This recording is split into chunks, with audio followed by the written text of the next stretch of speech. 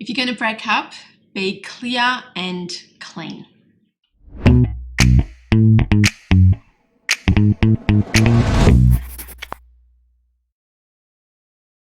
Hi ladies, welcome to the show. I'm Benita from benitafrench.com, and today's subject is how do you break up in a healthy way? It's never easy to break up. It's always difficult. There's no perfect way of going about it. You can only maximize the things that you prefer to do with enough forethought and breathing and preparation, because it's always a difficult time of life for both of you. Even if you want to break up with him or her and you think, oh, well, I don't really care how he feels now, but it's still a very difficult time and you'll still be recovering afterwards. So if you're going to break up, do make it clean and clear, because that's how I perceive something healthy to be, and you're much better off in the long term. So this show is aimed at couples who don't live together and couples that don't have children. However, if you do live together and you do have children, this can still apply, except I won't go into details about these other scenarios because they're very big subjects, and it can change this message about how to break up in a healthy way. So first thing, you've got to be clear, if possible. You've got to be clear that you want to break up in the first place. It's so important, so important. Please don't threaten to break up, or try not to, or if you have done already, reduce the amount of times that you think of doing it, because you don't want to make him or her feel like the threat to break up is there because you're trying to make him behave, or you're trying to make him step up, or you're trying to see if he or she cares. Like some women do that. Oh, I'm just going to say I'm going to break up with him and let's just see how he behaves then. Like, don't do that. It's I understand the logic. Like, I understand why you would think that way, but something that threatening causes is a huge damage in the end. Huge psychological, emotional and physical damage. Psychological, mental as well. Like, you'll feel like there's something wrong in your head. Emotional, you might cry or feel quite depressed for some time. Physical, you might get sick whenever you threaten him or her that you're going to break up. So it's quite a huge price to pay every time you do it, especially women. They are already further down the track. So if the words have come out, they're already in the experience of, okay, we've broken up now. Okay, so now I'm going to have to change how often we eat together or how often we see each other or whatever. And you don't want to put yourself through this almost virtual experience. And when you threaten to break up, there's anger and resentment just intensified because you're not following through. So whatever he or she is doing that's really upsetting you, that's making you feel really angry or ignored, or the myriad of reasons why people break up, the anger and resentment will only increase because you haven't done anything about it. You haven't made it real. It just starts to fester in you and everything gets worse. And you don't want to threaten to break up every time something gets difficult, because you don't want this. It's a cycle. It's a pattern that people get into when the threat is there, or when it's almost acted upon, where you're in a relationship, you threaten to break up, you haven't really thought about it properly because you're back here, you're not actually clear. You're not clear that you want to break up in the first place. So you're threatening to break up, but it could be a break.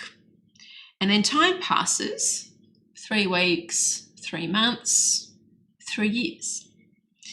And you might get back together because you weren't clear in the first place whether it's something you wanted to do. Then, after you've got back together, there is always a thought for both of you, but especially the woman, because women just think so much more than men do, and much more often and much more in a complicated, intense way. So it's at least going to be on your mind that, okay, so we were together for a year, as an example. Then we had a 3-month break. And then you get together again for a year. And then toward the end of that 12 months, you're thinking, oh, we're going to break up, we're going to break up, we're going to break up. And then you do for another 3 months, maybe 4 months this time, maybe 6 months. Could still be for 3 months. Then you get back together again because you weren't clear that you wanted to break up in the first place and you threatened a breakup. So it starts off being something you're not feeling sure about. When you get back together, another year passes, and toward the end of the 12 months, you're thinking, we're going to break up, we're going to break up. Now, this can go on for years, 5, 10 years longer for some people. Like, do you really want your life to be like that? And I can talk from experience. I've been there, I've done it. I am not holy and pure. I'm not trying to say to you, yes, I've got everything in my life sorted and, you should take my advice, and people thinking to themselves, oh, Benita hasn't really lived. I'm trying to save you pain, because the amount of pain I went through, the psychological and emotional damage to me and physical damage was horrendous. It took me years to heal from because there was this threat going on, which I didn't really believe I was doing at the time. One relationship, I thought, well, if I said it, then he would improve. And he didn't. So then I had to make it real a bit later on. And in another relationship, it was a long-term relationship. He was the one who was always making threats to break up, and then we'd have a period of time separating, and then we'd get back together. Toward the end of that, I broke up with him. Looking back, it was more of a threat than something that I had really, really properly thought of. But I didn't think of it as a threat. So again, you have to kind of process that in yourself. What am I really doing?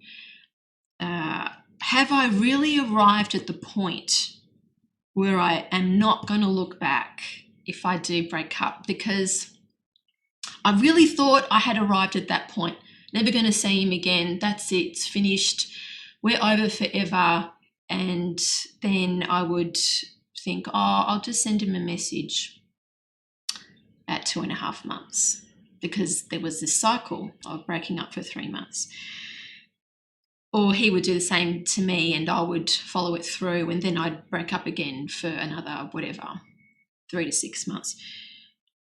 I thought I was at that point where I was not going to look back. So I really should have put it off until I was 1000% certain that it's over for good and forever. And when I reached that point, it was the best day of my life. I still remember the date.